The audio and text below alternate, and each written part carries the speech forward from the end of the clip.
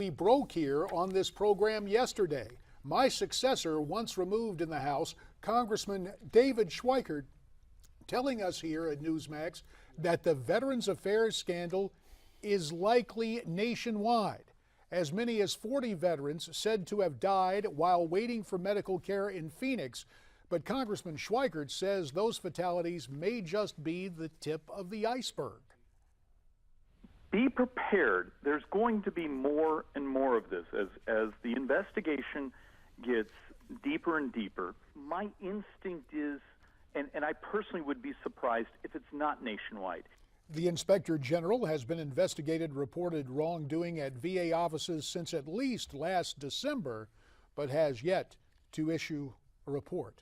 And we are joined once again here in studio by the man who was here yesterday, David Patten, senior editor of Newsmax magazine. David, thanks for being back on this story. Let's get some perspective from the comments of Congressman Schweikert yesterday. We've had a little less than 24 hours to take a look. Your perspective on that today. First, here's an eye-opener, JD. Let's suppose the congressman's right, that this is actually not a scandal that's limited to just one or two places, maybe Phoenix, maybe Texas, but in fact is national. There are over 1,500 VA hospitals all around the country. So we're already looking at the prospect of perhaps 40 veterans who passed away while they were on this so-called secret waiting list. One can only imagine what might be the fact nationwide. Now, why does the congressman think that, in fact, there may be a larger, broader problem? Well, it turns out that the VA was using a standard whereby if a veteran went into a VA office, that the staff there had to respond and get them with an appointment, either a dentist visit, doctor visit, within 2 weeks, within 14 days. If you didn't do that as a staff member, basically you got written up, a demerit. It could affect your promotion. It could affect your year-end bonus if you're eligible for one. So because we believe, the congressman believes these were nationwide standards, and because we've seen similar issues now come up in Wyoming, Texas, of course we mentioned Arizona, Colorado, possibly other states, the thinking now is that this could be part of a much broader problem. And indeed, when you take a look, even in a more generic sense, where you take these allegations out of any type of situation, let's not forget that so many government agencies have conferences where people get together to discuss common challenges, common problems. When it comes to developing a loophole, human nature would suggest that there could be some sort of synergy far beyond Phoenix. You listed 5 other examples, so it's easy to extrapolate from that very easily these perverse incentives and perverse practices could continue.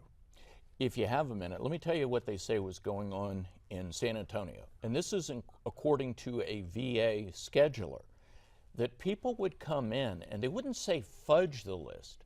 And the administrators wouldn't say keep a secret list, but that what they would do is they'd say zero out the list. Now, zero out meant no matter how long that veteran had been waiting to see a doctor, a month, several months, in some cases we know a year or more, that they were told zero that out as if the individual had not been waiting at all. And tragically, and this is the thing we have to keep first and foremost, people apparently died, and many people say died due to this lack of care that they just were not getting. Obviously, this situation in public policy will have a political impact.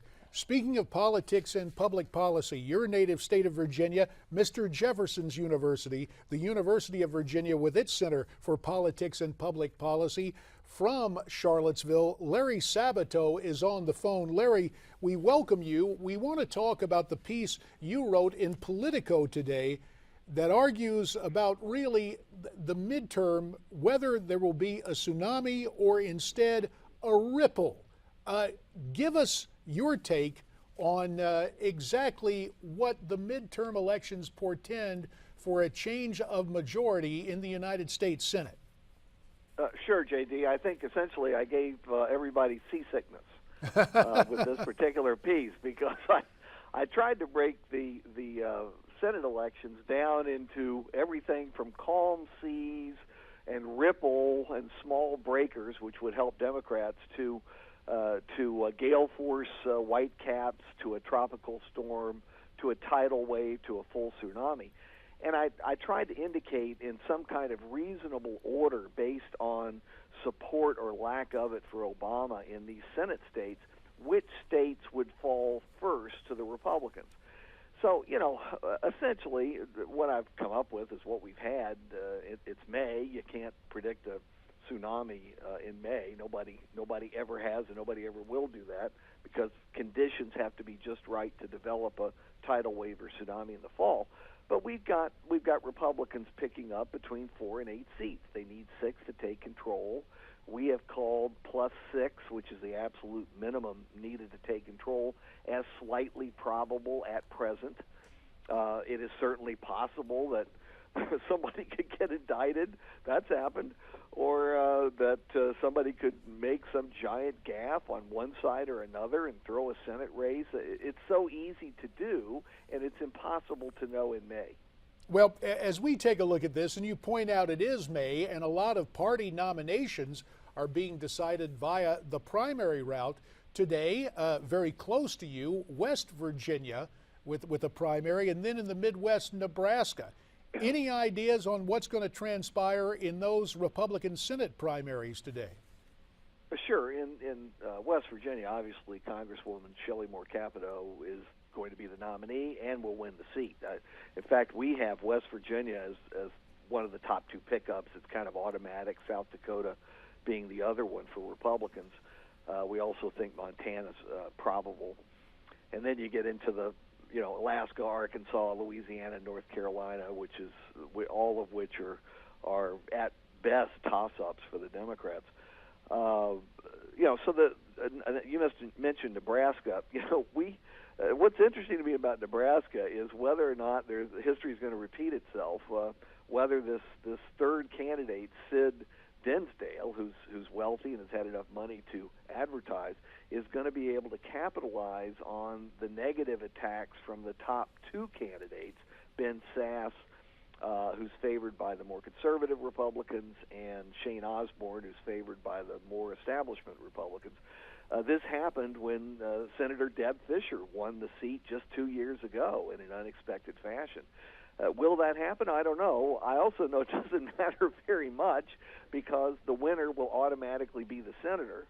And with this polarized system that we have today in our country and the Congress, if you could have 3 parallel universes and you had each one of them senator in one of the parallel universes, I'll bet their voting record would match up about 99%.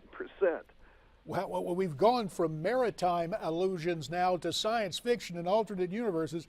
David, I know you have a question for our colorfully adjective-using friend, Larry Sabato. Absolutely. Well, Dr. Sabato, I wanted to hone in specifically on the Arkansas race. We know that Mark Pryor right now has he has into double digits, maybe around a 12% lead over Tom Cotton.